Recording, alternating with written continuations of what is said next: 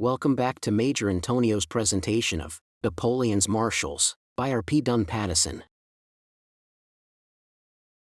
Chapter 15, Charles Pierre François Augereau, Marshal, Duke of Castiglione. The future Duke of Castiglione was born in Paris on November 11, 1757. His father was a mason by trade, and his mother, a native of Munich, kept a furniture shop in the Faubourg Saint-Marceau. From his earliest youth, Pierre François, handsome and long-limbed, hot-blooded and vain, thirsted after adventure. At the age of 17, on his mother's death, he enlisted in the Carabineers. A keen soldier and a fine horseman, he soon became sergeant, and within a few years gained the name of being one of the best blades in the army. But in upholding this reputation, Sergeant Augereau constantly fell into disgrace with the authorities. Though a blusterer by nature and full of bravado, the sergeant was certainly no coward. On one occasion, a noted professional duelist thought that he could intimidate him. Accordingly, he swaggered into a café where Augereau was talking to some friends and plunged himself down on the table at which the sergeant was sitting, and, lolling back till he almost leant against him, began to boast how, on the previous day, he had accounted for 2 sergeants of the Garde Française. This was sufficient insult to cause a challenge, but Augereau preferred to let the challenge come from his adversary, and accordingly, undoing the leather belt of his would-be opponent, he quietly poured the whole of a cup of scalding coffee down the inside of his breeches. Having thus taken the upper hand of the quarrel, he so completely mastered the spirit of the bully that he had little difficulty in disposing of him in the duel which followed. An unfortunate incident cut short his career in the Carabineers. One day, a young officer, losing his temper with him on parade, threatened to strike him with his whip. Thereon, Augereau, in fury, snatched the whip from the officer, who at once drew his sword and attacked him. Augereau at first confined himself to parrying, but at last, being wounded, he thrust out and killed his opponent. The colonel, well aware that it was not the sergeant's fault, arranged for his escape across the frontier. After wandering about Constantinople and the Levant, Augereau passed some years as sergeant in the Russian army, and served under Suvorov at the taking of Ismailia. But getting tired of service in the East, he deserted and escaped to Prussia. There he enlisted, and owing to his height and proficiency in drill, was transferred to the Guards. His captain held out hopes of a commission, but these were dashed, for when he was brought to the king's notice, Frederick asked who he was. "A Frenchman, sire," was the reply. "So much the worse," answered the king. "So much the worse. If he had been a Swiss or a German, we might have done something for him."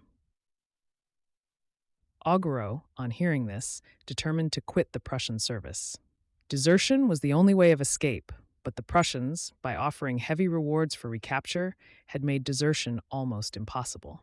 Luckily, he was not the only guardsman dissatisfied with the Prussian service, and he had little difficulty in getting together about 60 of the boldest of the regiment. And, seizing a favorable opportunity, he marched off his squad with their arms and ammunition, and beating off all attacks from the peasants and detachments of soldiers who tried to stop them, he safely convoyed his comrades across the frontier to Saxony. After this escapade, Augereau settled down as a dancing and fencing master at Dresden, but on the amnesty, at the birth of the Dauphin, he returned to France and regained his rank in his old regiment. His adventurous life and his natural aspirations soon made him tire of always holding a subordinate position, and in 1788 he applied to be sent as one of the French instructors to help in the reorganization of the Neapolitan army. There he soon gained a commission. In 1791, he fell in love with the daughter of a Greek merchant, and as her father refused to listen to him, he quietly married her and carried her off by ship to Lisbon. In Portugal, his freedom of speech and approval of the changes which were happening in France caused the authorities to hand him over to the Inquisition, from whence he was rescued by a French skipper and conveyed, with his wife, to Havre. Augereau returned to France, ready to absorb the most republican doctrines. His banishment, after killing the officer, had always seemed unfair. His long subordination and the harshness of military discipline had rankled in his soul. Physically, he knew himself superior to most men, and by his wits he had found himself able to hold his own and make his way in nearly every country in Europe. So far, birth had seemed to be the only barrier which cut him off from success. But now caste was hurled aside, and France was calling for talent. Good soldiers were scarce. Augereau saw his opportunity and used it to the full. A few months spent fighting in La Vendée taught him that renown was not to be gained in civil war, and accordingly, he got himself transferred to the Army of the Pyrenees, where he rose in 6 months from simple captain to general of division. From the Pyrenees, he was transferred with his division to Italy, and covered himself with glory at Loano, Millesimo, and Lodi. But it was his conduct at Castiglione which once and for all made his reputation. Though it is not true, as he boasted in 1814 after deserting the emperor, that it was only his invincible firmness which caused Bonaparte to fight instead of retreat. For Bonaparte was concentrating to fight, and his abandonment of the siege of Mantua, against which Augereau so wildly protested, was but part of the preparation for victory. Though he would not listen to Augereau's strategic advice, he had enough confidence in him to leave the first attack on Castiglione entirely in his hands. According to the Marshal's memoirs, Bonaparte was afraid of attacking. "I wash my hands of it and go away," he said. "And who will command if you go?" asked Augereau. "You," retorted Bonaparte.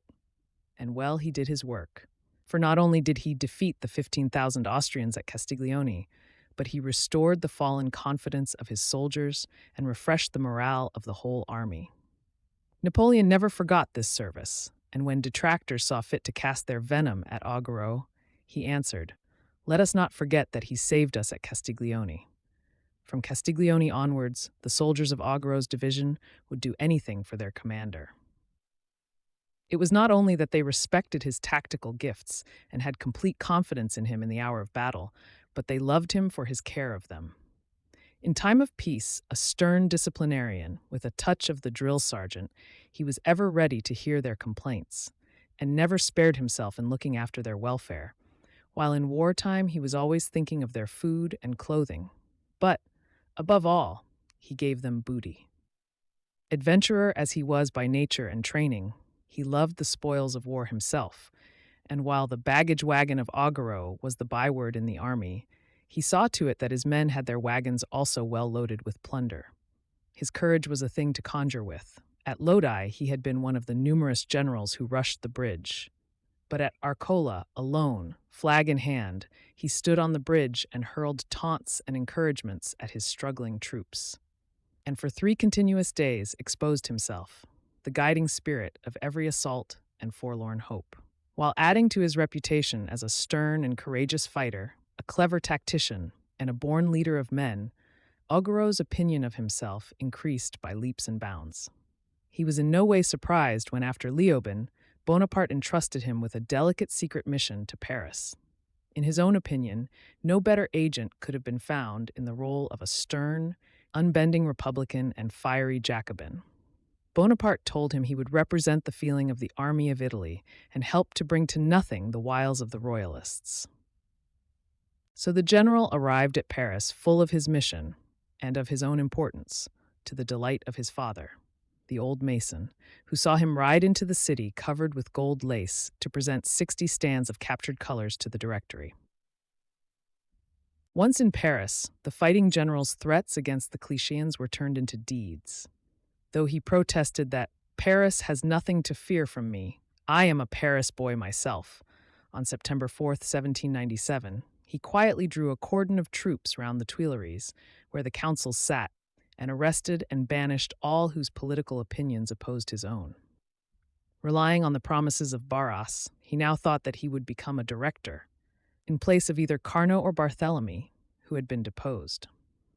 But he soon found, to his sorrow, that he was not the great politician he had believed himself to be, but merely the dupe of Bonaparte and others, who had allowed him to clear the ground for them and to incur the consequent odium.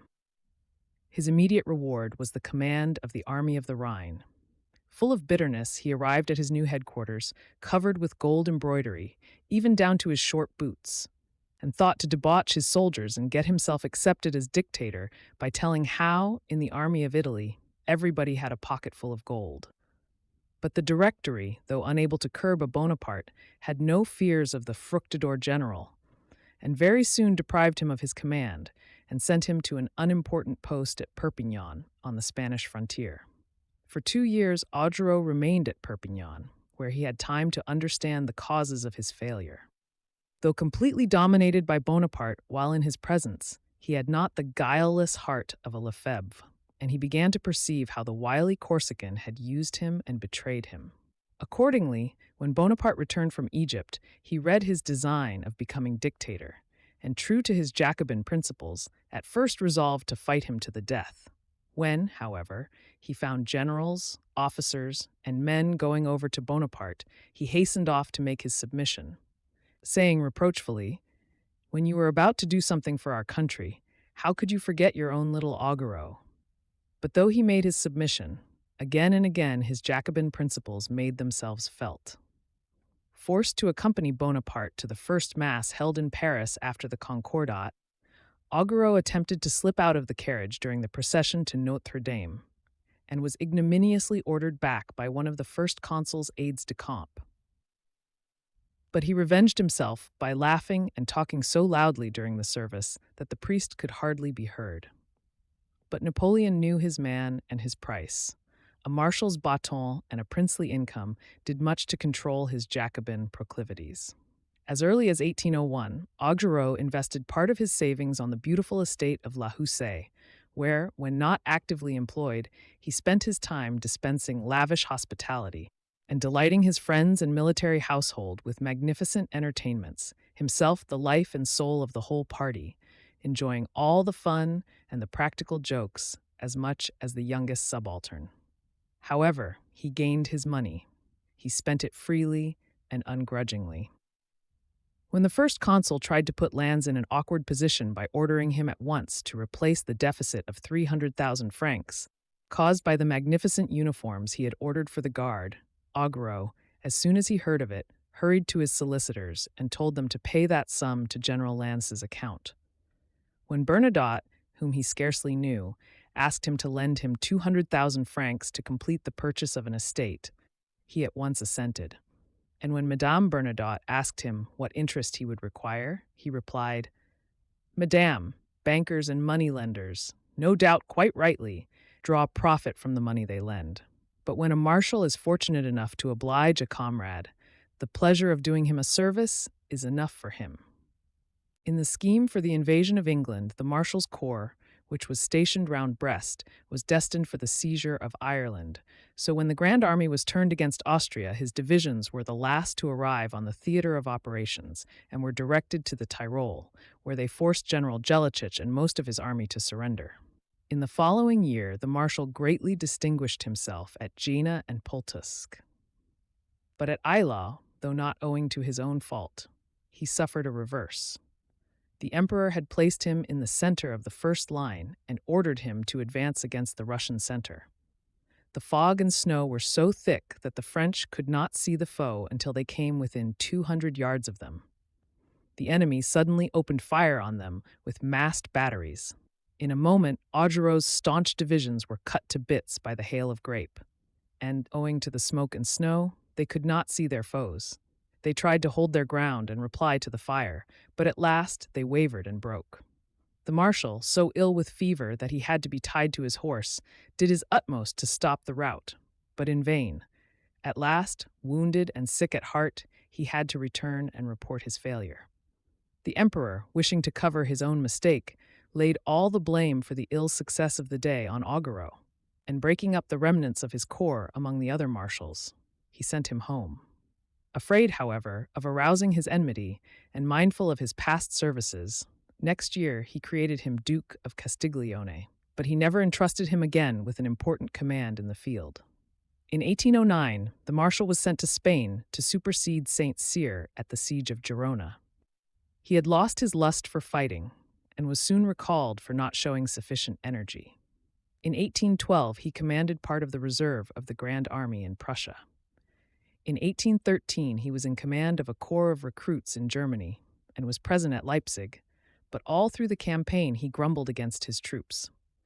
When reproached for slackness and told that he was not the Augereau of Castiglione, he turned on Napoleon, crying out, "Ah, give me back the old soldiers of Italy, and I will show you that I am." Still, he had no heart for the war. And after the catastrophe at Leipzig, he broke out into open revolt, cursing the emperor and telling MacDonald that the idiot does not know what he is about. The coward, he abandoned us and was prepared to sacrifice us all. But do not imagine that I was fool enough to let myself be killed or taken prisoner for the sake of a suburb of Leipzig. In spite of this, in 1814, Napoleon was so hard-pressed that he was forced to employ him. He sent him to Lyons with orders to prevent the Allies from debouching from Switzerland, and, if possible, to fall on the line of communication of Schwarzenberg's army, which was threatening Paris, and he implored him to remember his former victories and to forget that he was on the wrong side of 50. But old age and luxury had snapped the once famous spirit of the Duke of Castiglione, and his operations round Lyons were contemptible. As Napoleon said at St. Helena, for a long time Augereau had no longer been a soldier. His courage, his early virtues, had raised him high above the crowd, but honor, dignity, and fortune had forced him back into the ruck. Accordingly, as soon as he heard of the capitulation of Paris, he hoisted the white cockade and issued a proclamation saying, "Soldiers, you are absolved from your oaths. You are so by the nation in which the sovereignty resides. You are still more so, were it necessary, by the abdication of a man who, after having sacrificed millions to his cruel ambition, has not known how to die as a soldier."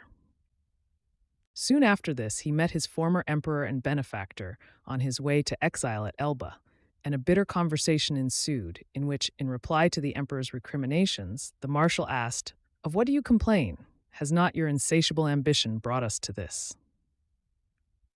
Yet when the emperor returned to Paris, Augereau threw up his command in Normandy and hastened to proffer his allegiance.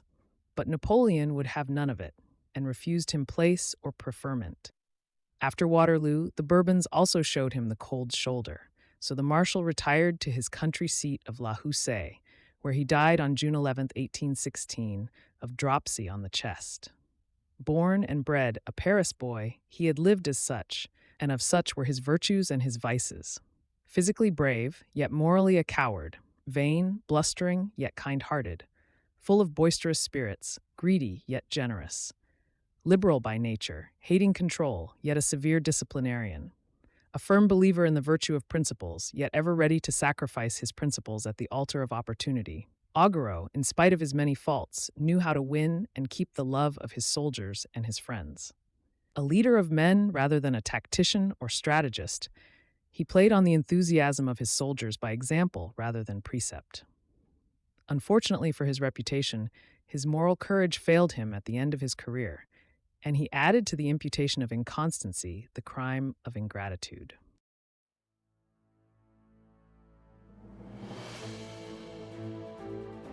This concludes Chapter 15 of Napoleon's Marshals by R. P. Dunn-Pattison. Join us also for Chapter 16, about Guillaume Brune. Subscribe to Major Intonio's channel. We'll get back to you next week. Thank you very much, and so long.